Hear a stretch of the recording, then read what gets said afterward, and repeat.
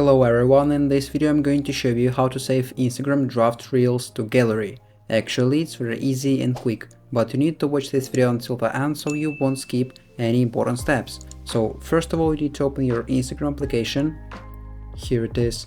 After that, at the bottom of your screen you need to click on the plus icon right up here.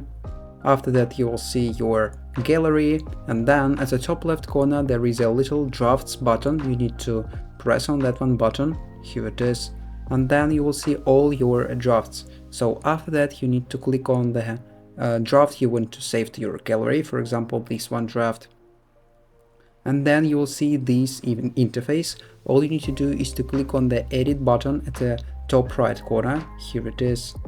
Then you will see this interface, this timeline. You can click on the pause button. So, and then you need to click on your video again, like this. And then at the bottom of the screen you will see different options. You need to scroll to the left this list of options, and then the last option is download option. You need to press on that one button.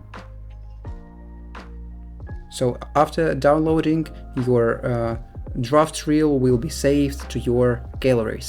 And that's all, and that's how to save Instagram draft reels to gallery. If you found this video useful, leave a like and subscribe to the channel. Thank you.